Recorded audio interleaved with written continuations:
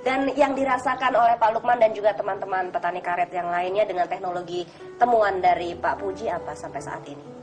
Ya, karena ini kan temuan teknologi baru, kita belum sampai ke level bawah gitu ya. Nanti tentu pengembangan ke depan kami selalu kontak-kontak supaya bagaimana ini prospeknya, termasuk nanti pemasarannya bisa kita join.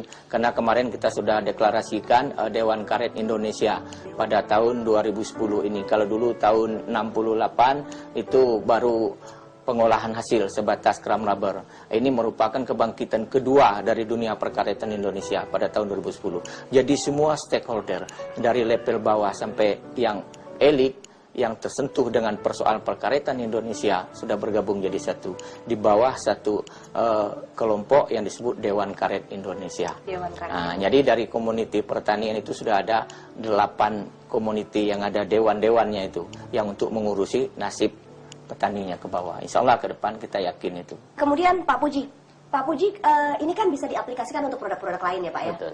Nah, berarti ada kemungkinan dong kita sebagai ya nomor 2 tadi ya Pak Lukman ya, penghasil karet terbesar gitu, suatu saat nanti juga bisa mengekspor produk-produk ini ke luar negeri. Betul. Gitu kan. Sebetulnya selama ini yang menjadi kendala kita belum bisa melakukan itu kalau Pak Puji lihat sebagai seorang inventor, peneliti, di mana sih Pak? Ya, ini kembali di koordinasi. Jadi koordinasi itu selalu lemah. Kenapa? Peneliti menemukan sesuatu juga jalan sendiri, kita cariin market. Ya nggak mungkin kalau peneliti itu biasanya terkungkung di dalam satu laboratorium. Kalau tiap hari harus jalan-jalan, nelitinya kapan kan? Jadi peneliti harus ada sendiri, marketingnya juga ada sendiri gitu ya? Oke. Nah ini kesempatan memang link seperti itulah yang kita harapkan. Makanya dengan Pak Lukman ini kita sangat senang sekali langsung kan petani kita butuhkan karet seberapapun saya kira yang menyediakan Pak Lukman. Gitu. Siap. Selalu siap Pak Lukman? Siap. Selalu siap ya? Siap. Oke. Kemudian kita proses, jadi nanti kita sosialisasikan juga dengan teknologi baru ini. Petani juga bisa membuat produk-produk yang misalnya petani bisa langsung membuat kaos tangan. Ya. Itu kan bisa dijual lebih tinggi. Petani bisa langsung membuat misalkan produk-produk tackle atau yang dari karet yang biasa untuk misalnya untuk untuk sepak bola untuk futsal. Itu kan bisa juga kita buat dengan karet supaya kalau jatuh itu kan nggak sakit karena karet. Kemudian kita buat untuk bantal guling dengan dicampur dengan kelapa, serabut kelapa. Itu kan teknologi ramah lingkungan dan orang senang itu tidak panas karena ada serabut kelapa itu enak. Nah, berbicara mengenai ramah lingkungan nih Pak Puji, karet ini bisa didaur ulang nggak kira-kira?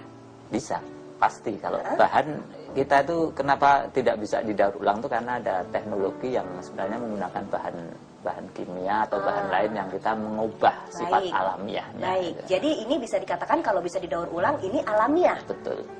Sangat alamiah karena kita tidak menggunakan bahan-bahan kimia lain. Jadi kita hanya mengrekayasa bahan-bahan yang ada di alam, itu kita gabung dengan teknologi itu menjadi sesuatu produk baru. Oke. Itu tadi juga yang dikatakan makanya low cost juga ya Pak? Iya, sangat low cost. Apalagi dengan gelombang. Kalau frekuensi itu kan kita timbulkan sekali, tapi kan muncul terus. Gitu. Nah, sehingga memang dari sisi daya, memang masih membutuhkan listrik untuk menggetarkan frekuensi tersebut. Tapi dengan getaran yang dayanya rendah, itu proses bisa terjadi tanpa harus panas. Kalau biasanya menggunakan panas, itu selalu terkait dengan bahan bakar, dengan dan itu cost-nya pasti tinggi. Dan ini dengan sekali proses itu bisa. Ada berapa fase sih Pak untuk teknologi ini tuh pembuatannya, prosesnya itu ada berapa fase? Kalau tadi sempat menyebutkan juga ada frekuensi, gelombang dan sebagainya. Jadi proses pertama untuk meningkatkan kualitas itu. Jadi kita uji secara laboratorium sudah terbukti bahwa dengan proses gelombang tadi, frekuensi tadi, kualitas karetnya, mikrostrukturnya itu lebih bagus. Jadi linkage-nya itu menjadi lebih kuat nantinya. Itu yang pertama. Kemudian yang kedua, kalau dari kualitas karetnya sendiri sudah bagus, itu nanti produk turunannya mau dibuat kaos tangan, mau dibuat untuk pelapis untuk radiasi, itu juga bisa, itu menjadi kualitas yang lebih bagus. Dan ini memang dengan proses yang awal inilah yang menjadikan kualitas berikutnya itu menjadi akan terkait terus. Oke, kita akan jeda dulu sejenak Smart People dan kembali lagi setelah yang satu ini.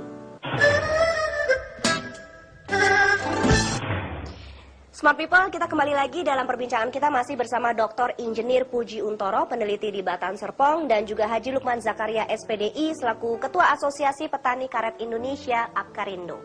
Nah, Pak Lukman, tadi kan juga Pak Puji sempat menyebutkan kalau memang kualitas karetnya sudah bagus, itu akan mempermudah proses selanjutnya. Bagaimana dengan para petani untuk bisa mendapatkan hasil karet dengan kualitas yang baik ini? Selama ini bagaimana? Ya, kita melalui pembinaan secara intensif, kan ada penyuluh di lapangan. Nah, jadi mereka bisa kita bina secara berkelompok.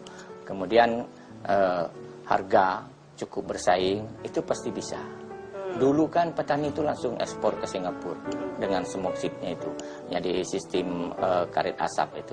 Nah, sekarang sudah anaknya sudah jadi sarjana, kok malah lain perubahannya, bukannya tambah maju. Ini juga jadi pertanyaan yang harus kita jawab.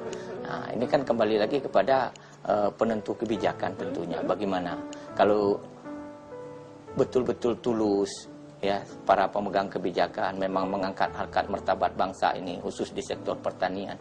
Saya yakin, contohnya Brunei Darussalam, negara kecil, kenapa nggak pernah ribut? Karena Raja Brunei itu betul-betul nggak makan sendiri hasil negaranya itu. Ini contoh di depan mata sebetul. Kita kenapa ribut? Kesenjangan itu sangat tajam. Yang namanya petani, saya aja kalau daftar identitas selalu dibuat pekerjaan swasta. KTP saya itu kan pekerjaan saya kan tani. Menurut saya petani itu sangat mulia.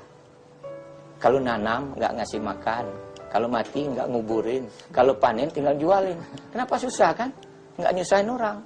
Nah, tapi petani di Indonesia aneh, beda. Thailand dulu belajar sama kita, sekarang kita berguru lagi sama dia. Nah, ini yang jadi harus kita jawab bersama, tentunya harus kompak. Makanya insya Allah melalui Dewan Karet Indonesia ke depan, kita akan dapat mengakomodir semua kepentingan ini. Sehingga kesetaraan hidup bangsa ini insya Allah tidak lagi seperti yang kita alami sekarang. Oke, itu tentunya juga satu harapan yang tersembunyi dari Pak Lukman mewakili teman-teman petani karet semuanya ya. Insya Allah. Baik, nah dari Pak Puji sendiri dengan adanya inovasi ini begitu ya, sebetulnya apa sih yang diharapkan? Tapi sebelumnya saya ingin bertanya dulu, ini bisa diproduksi secara massal atau bisa dikomersilkan alat-alat ini ya? Bisa Ya? Jadi ini kan kita buat memang skalanya kita bisa atur sesuai dengan bahannya yang ada itu. Jadi kalau bahannya cukup banyak, misalnya petaninya cukup banyak punya kebunnya, pohon karetnya cukup banyak, ya kita bisa desainkan dengan proses yang agak besar. Kalau petaninya 1-2, kita juga bisa membuat alat yang kecil. Oh, jadi sesuai kebutuhan ya Pak ya? Jadi kita bisa, bisa sesuai. Tailor made jadi. Tailor made. Oke, baik. Dan daerah-daerah yang juga berkeinginan untuk mempunyai alat ini pun juga bisa menghubungi Pak Puji langsung ke Batan atau? Saya kira Batan mungkin lebih karena kan institusional, terus kita. Baik. Nah, ini karena teknologi ini baru dan Pak Puji sebagai inventor, apakah ini sudah dilegitimasikan, sudah di ya dalam proses kita sudah patenkan, cuman karena proses itu kan cukup lama waktunya ya, jadi membutuhkan waktu yang lama sehingga memang kita sambil berjalan dari sisi implementasi kita jalan terus, dari sisi hak intelektual atau proses untuk mengakui hasil dari kita itu juga kita jalankan terus. Jadi sambil menunggu proses itu selesai, tapi teknologi ini tetap terus dikembangkan ya Pak ya? Iya. Cara mensosialisasikannya antara lain yang sudah dilakukan? Yang sudah kita lakukan memang kita langsung mengenalkan itu, baik itu dalam bentuk waktu seminar-seminar, waktu mungkin nanti dengan tempat asosiasinya Pak Lukman kita bisa kenalkan teknologi ini. Dan itulah yang mungkin membuat supaya para petani itu sadar juga bahwa sebenarnya dia nggak perlu jual yang murah, kualitas murah. Kalau sadar dengan kualitas yang tinggi, dia akan memperoleh hasil yang lebih baik. Gitu. Nah, inilah yang kita harapkan kerjasama ini bisa kita tindak lanjuti terus. Baik, sebagai seorang saintis penemu begitu ya Pak Puji, apa sih sebetulnya harapan dan keinginan Pak Puji dengan adanya teknologi pengolah komposit getah karet ini? Sebagai peneliti, saya kira tujuan utama, keinginan utama itu pasti kalau hasil penelitiannya itu dimanfaatkan. Itu yang paling inti. Kalau di luar negeri biasanya kan kalau ada penemuan itu komersil juga terlibat. Jadi bank yang mendekati. Jadi saya kebetulan dari Jerman dulu sekolahnya di sana. Setelah sekolah itu bank itu deketin.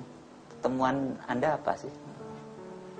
Nah, banknya selalu membimbing kalau ada sesuatu yang kira-kira bisa dipasarkan, itu banknya akan memberikan kredit yang murah. Nah, dengan itu kita bisa mengimplementasikan teknologi ini langsung, apakah kita mau komersil atau tetap kita sebagai peneliti. Kalau sebagai peneliti ya itu harus kita kembangkan terus. Nah, sehingga emang kalau harapan ke depan kalau bisa entrepreneur di Indonesia itu dari bisnya itu dari para peneliti.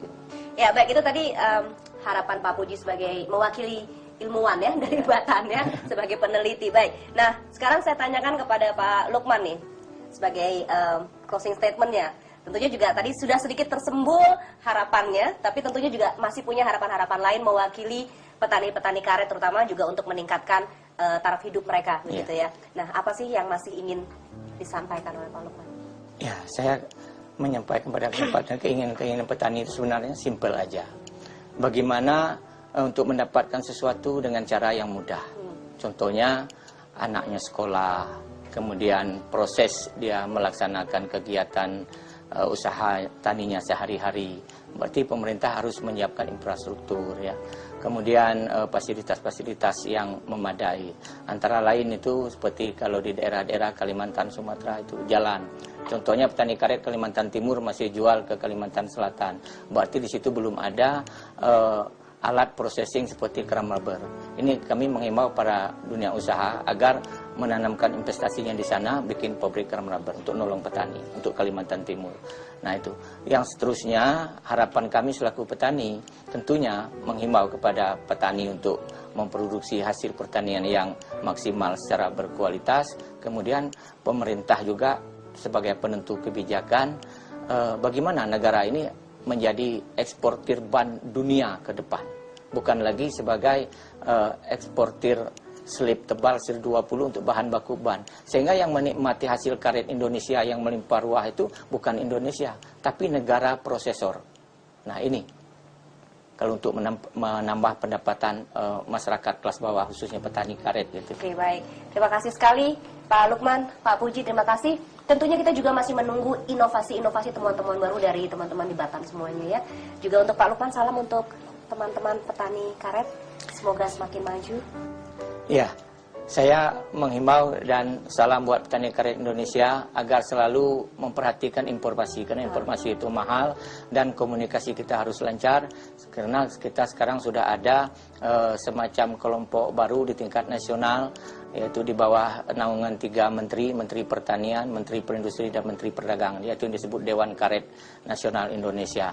Nah, melalui Dewan Karet ini, eksistensi kehidupan masyarakat perkaret Indonesia kita harapkan semakin cerah ke depan. Mudah-mudahan, amin. Amin. Baik, jadi Dewan Karet Nasional Indonesia. Keluhan apapun, harapan apapun bisa disampaikan ke sana ya, Pak Lukman ya. Insya Allah ya.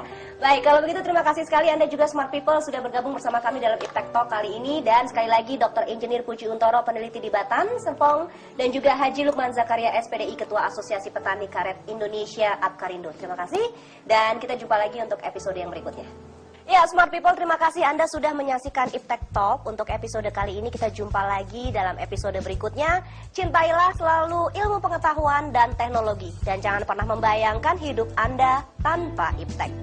Dari kantor Kementerian Riset dan Teknologi, Gedung BPPT lantai 24, saya Ririn Agustarini. Salam Iptek Talk.